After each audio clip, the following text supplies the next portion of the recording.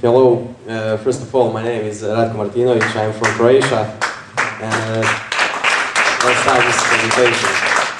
My English is not so good because I don't have daily conversations with persons on English. So if I can't pronounce some words, you will forgive me. And also, I'm a little bit cold and sick, so. But we will manage.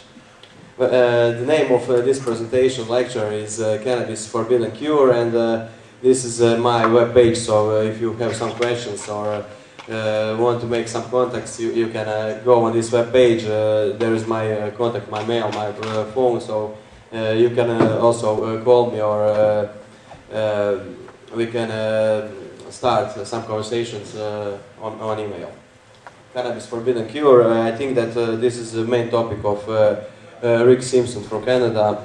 He was last year, and he saw this presentation, and parts of these presentations are from his lectures on web, and some are from other books that were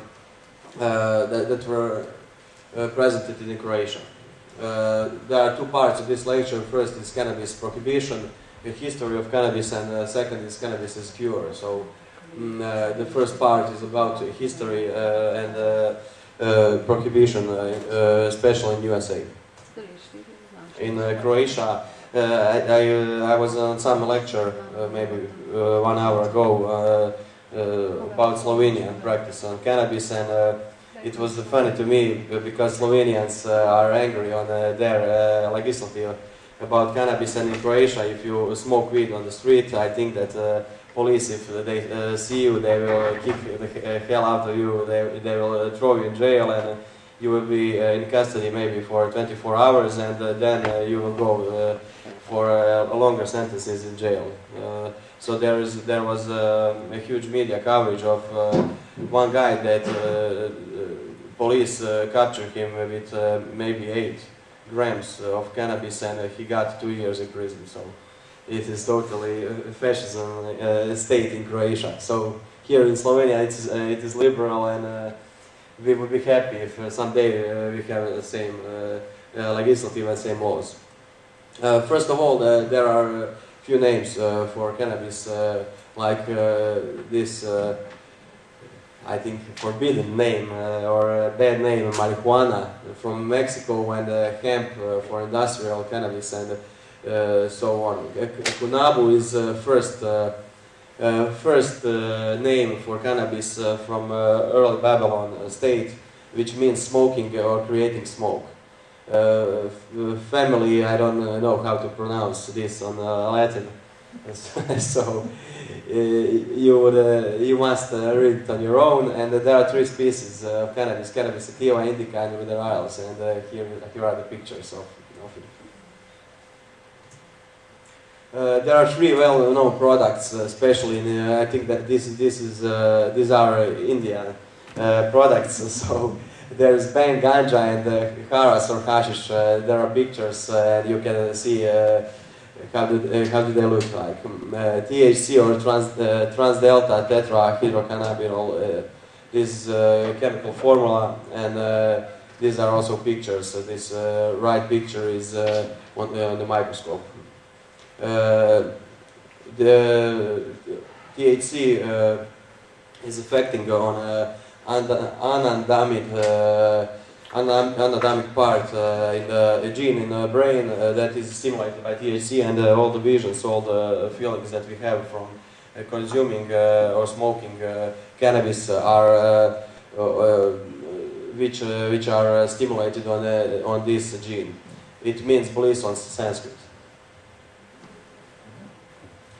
And we can start with history of cannabis as cure. Maybe even 10,000 years before Christ, there are some mentions about consuming of cannabis. In mainstream media, there was some story in China, in some grave of some Chinese nobleman, maybe even 6,000 years ago, like the 4000 BC. China, there are a lot of papers from China, a lot of documents about consuming cannabis in medicine. So there is Emperor Chen Nung. He had some problems with rheuma, and he cured that pain with smoking cannabis. India, problems with appetite, digestion, and headache were also cured with this plant. Africa, dysentery, digestion problems, and later on there are mentions in antique Greece and Rome, and Galen, who was I think partially Greek and partially Roman, classified as cure. It was first classification of cannabis as cure in history. Robert Barton later wrote Anatomy of Melancholy, and he characterized cannabis as a great antidepressant. And the famous users, as you can see on their faces, are Victor Hugo, Honore de Balzac, and Alexandre Dumas. I think that they had a lot of funny times when they were writing their famous works. In the 19th century, there were more than 100 studies about cannabis as cure, and this was very well recognized in whole parts of the world. And cannabis as cure was a part of mainstream culture, not like today. W. O'Shaughnessy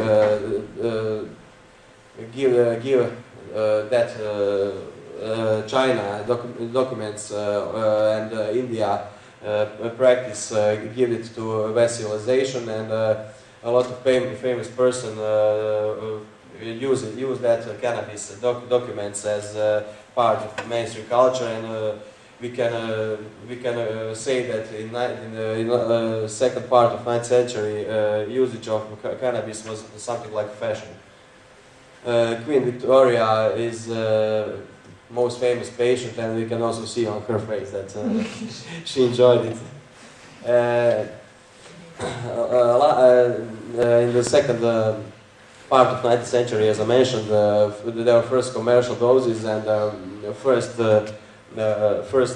pharmaceutical companies or corporations use it as a painkiller. Our means talks about cannabis with these words: "It's better than opium, great for the appetite." When you talk about opium, it's also today's prohibited drug, but in that time it was a great honor to talk about cannabis as better than opium. Cannabis was given on prescriptions in all pharmaceutical markets, and doctors were giving it to their patients. So it is funny that in maybe 100 or 200 years ago, cannabis was mainstream cure, and now it is forbidden, especially in Croatia, as I mentioned. Dr. H.A. Hare introduces cannabis as a fresh on dying bed, and Dr. J.R. Reynolds uses cannabis as cure against insomnia, and only cure without increasing dosage, which is pretty important for practice of cannabis even today. This was a result of 30 years of experience, so it wasn't it wasn't like they talk today that everybody who talks about cannabis is something like charlatan. So in that time, doctors, most famous doctors, were writing studies about cannabis as cure. In 1981, J.V. Matheson is lobbying for cannabis instead of morphine. Morphine, opium, and we have cannabis, which is better than morphine and opium. Today, doctors prescribe even little doses of some controversial cures, but not cannabis. Cannabis most profitable crop till 20th century. Well, we will.